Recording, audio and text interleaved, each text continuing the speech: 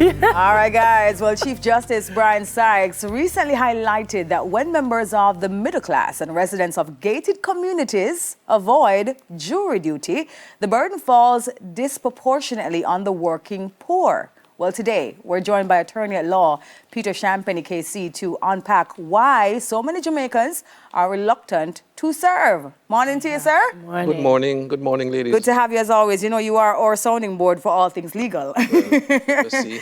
Yes. No, boy, when we talk about this thing of jury duty, though, you know, I think a lot of people don't understand really what it looks like and what's required of you, and also if there's anything that you get from it, just, you know, more than serving in the capacity as a juror. Yes. Let's talk about it in terms of what it really involves, and why do you think some persons don't want to serve? Well, first of all, what it involves is an individual being true to their oath or affirmation when they go to serve, and as best as you can be unbiased.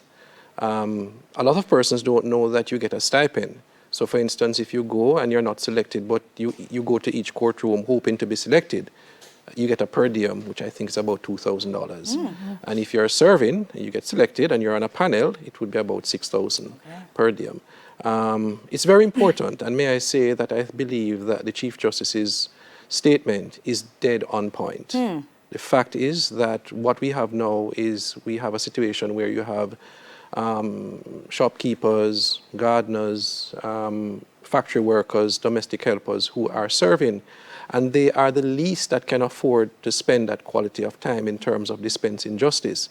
So we really need to do something about it. It's either we're going to keep it or we lose it. And to my mind, a jury trial is still very, very important in the scheme of things. Mm-hmm.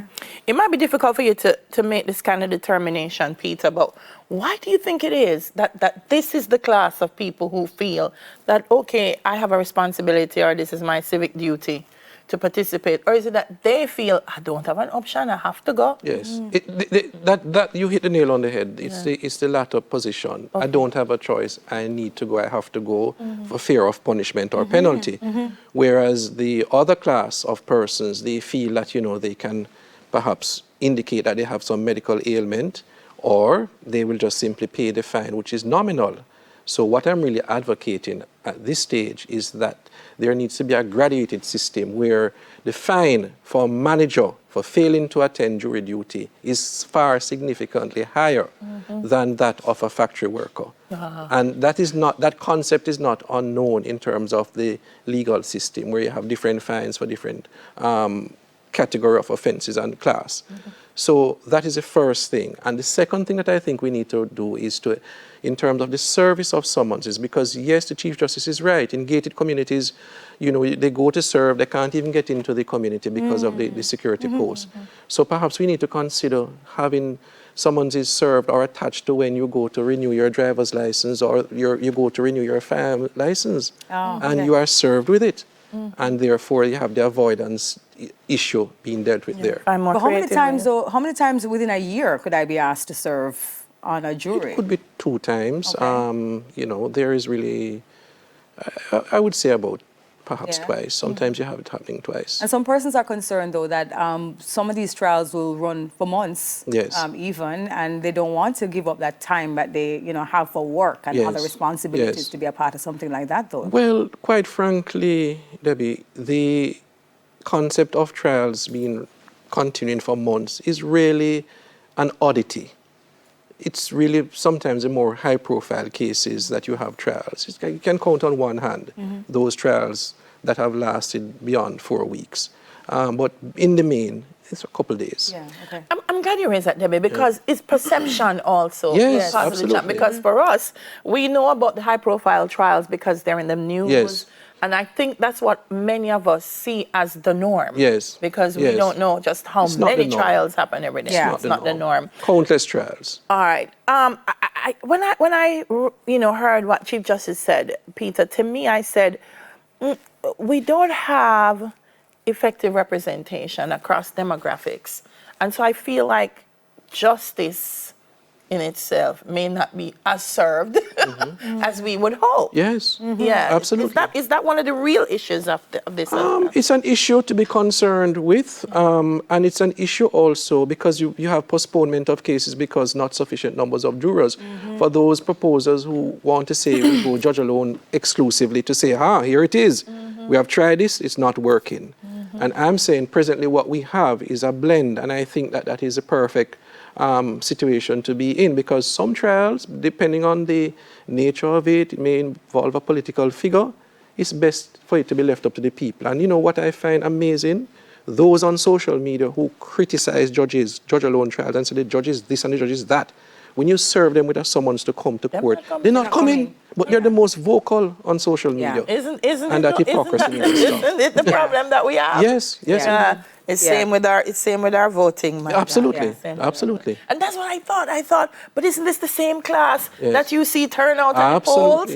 And so there's a culture in Jamaica where it's the working class that seems to take their civic responsibility way more seriously than the more verbal. Correct. Yeah. And I make bold to say that the middle class in Jamaica has abandoned their patriotic and democratic right and duty to participate in the justice system. Absolutely. And they're the most critical of it.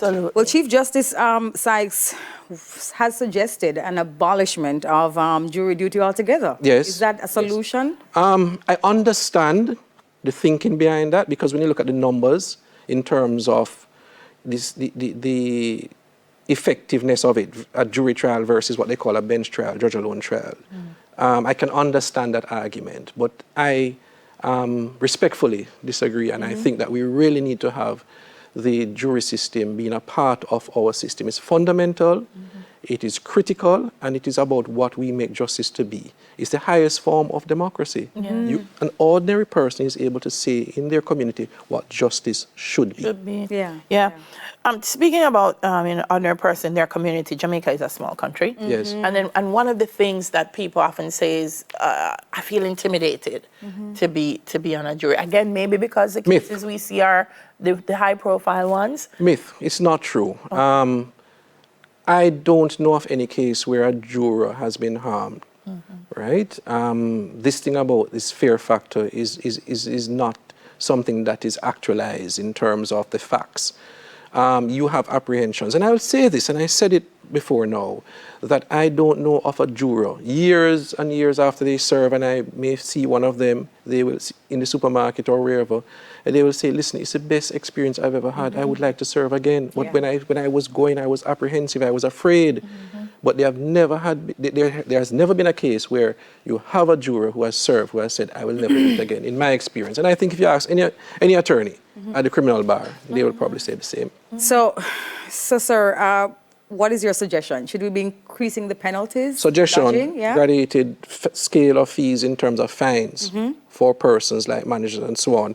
When they tender medical certificates, if you have a suspicion that it is not what it is representing to be, you have the medical doctor summoned. And also public awareness. There needs to be a public education exercise to stress the importance of the jury system. Yes. Yeah. Public awareness and civic responsibility in general is lacking. Absolutely. We'll work on it. Thank you so much. You're most welcome as always, ladies. Yes. Attorney at law. I always tease him and say, my attorney at law, Peter Champagny. Yes. All right, guys, coming up, the JSPCA faces a $200 million challenge to relocate over 500 animals. But what happens to the public if their services are disrupted? That's the question, and we find out after the break. Stay with us.